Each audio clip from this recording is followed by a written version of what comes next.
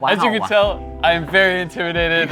I am sweating. This is my third shirt tonight. Hey everyone, we're at the Haas Seattle Happy Hour, and tonight we were talking about the One Seattle plan and the update on the zoning code. I'm with Chris Walter, a prolific builder and developer in Seattle, and we want to know, Chris, what are you most excited about with the One Seattle update? The One Seattle plan is a 600% increase in buildable lots in Seattle.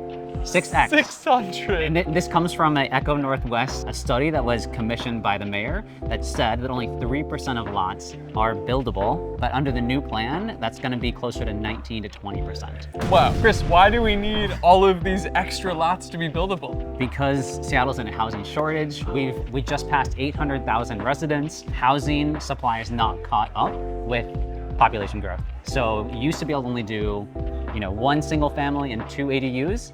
And now you can do 4 units, maybe 6 units, maybe more. You could do maybe 12 units. You can do apartment buildings. Like in neighborhood residential zones, you can do literal apartment buildings under this new plan. So I know, Chris, you've been building ADUs recently and doing some multifamily, but now with the new zoning guidance, are there any properties you own that you're actually changing the strategy that you're going to target for them? Great question, 100%. So right now we're not limited to just ADUs. Like now you can build just single family homes. With ADUs, you only get about 1,000 square feet, but now you can do 1,500 square feet, 2,000 square feet, 3,000 square feet. You aren't really limited anymore on the really tight constraints of ADUs. And you have a little more flexibility to decide what type of community do you want to build, what size do you want to build, and that really unlocks a lot of opportunity on these lots. Okay, Chris, so with all of these improvements and what we can build on lots, for size and square footage, you could take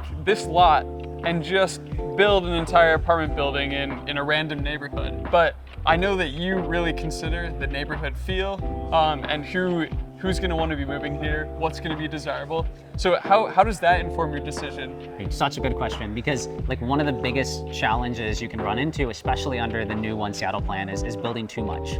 If you go to that neighborhood and you look around and you see a bunch of 1-story buildings at a certain price point, and then you go put a bunch of 3-story buildings in there, you might have just overbuilt that lot. You might find yourself at the end of that build with units you can't sell because you have to sell them for a price that's out of line with the neighborhood. Don't go too big, don't go broke on the other end. That's great feedback. I think a lot of people who aren't in the development space are probably worried that this type of plan will just lead to every single lot being overbuilt.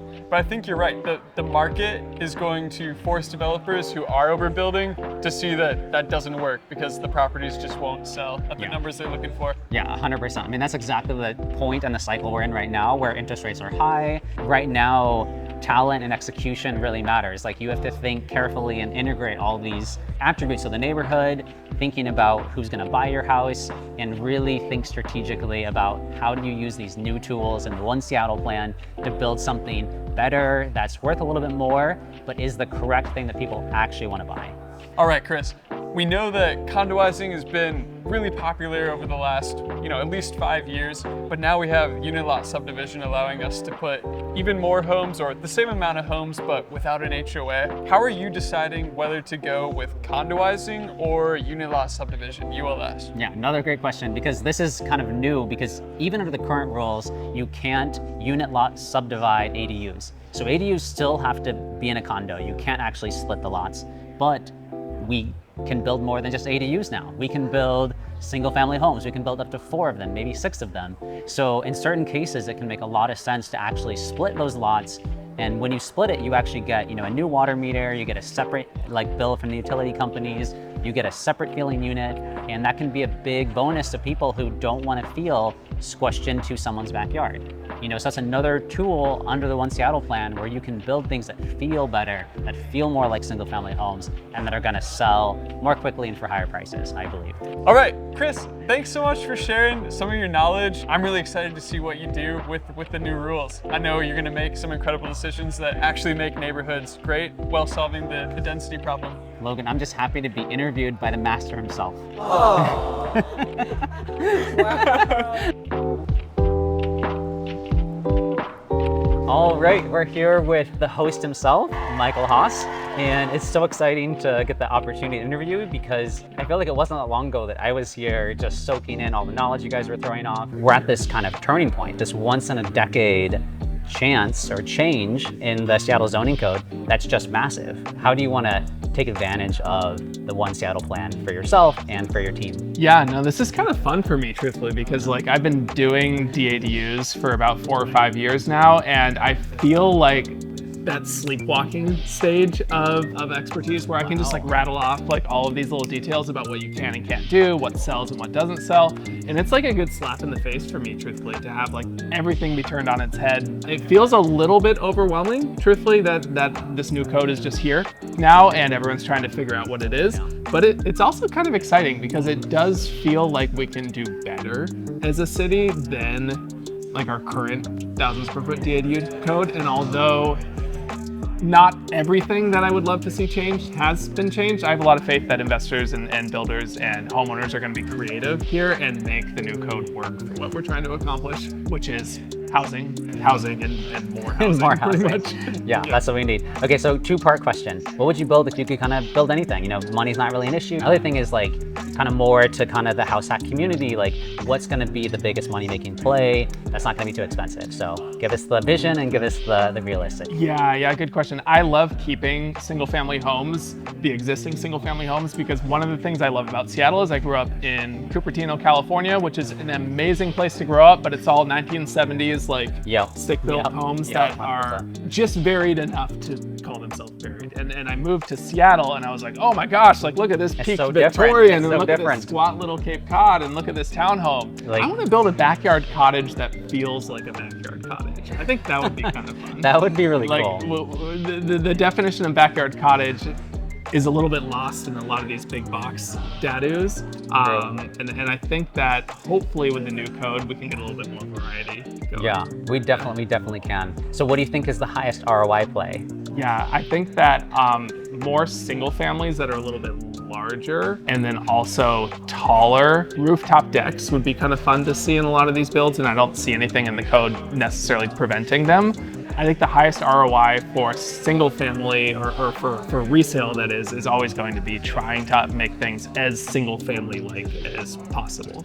Right, so building taller, building bigger within reason is a good play. I think for people that like to hold rental properties, this side-by-side duplex again it feels like a huge opportunity to just get the build costs down and still have a large amount of bedrooms and square footage and separate yards and separate parking areas. That feels big. Yeah. No, I think that's really interesting because like kind of segmenting out like rental versus for sale, because like I think there's even more opportunity to think about rentals because with these stacked flats or small apartment buildings, you can build 6-8 units as long as the lot size is 6,000 square feet or bigger.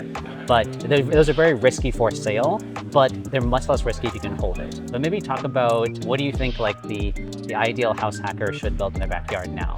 Yeah, I think taking advantage of the extra story of height limit is going to be absolutely huge. I think that there's unique opportunities to go more custom too. A lot of builders have not been paying attention to things like views and sight lines, and I think being able to go 3 stories tall means that the placement on the lot is going to get more intentional, and we're going to start trying to stagger these so that they both have really good views, because realistically, although the density has increased, I think it would be a shame if people just did what people are doing right now, which is just stack 3 units as tightly as they possibly can with 5-foot spacing between them. I think we can get a little bit more creative than that. Yeah.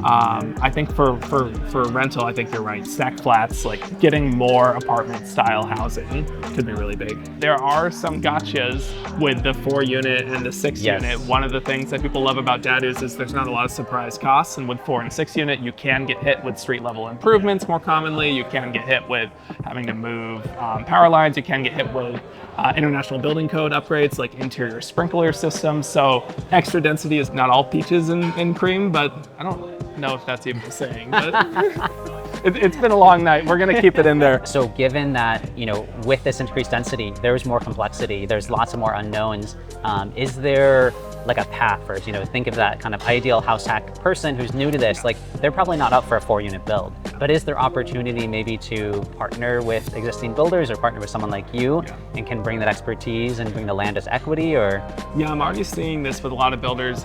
Sockeye Homes has reached out to a lot of people in and around the Seattle area. I'm sure there's others with this model of we'll build it, you provide the land.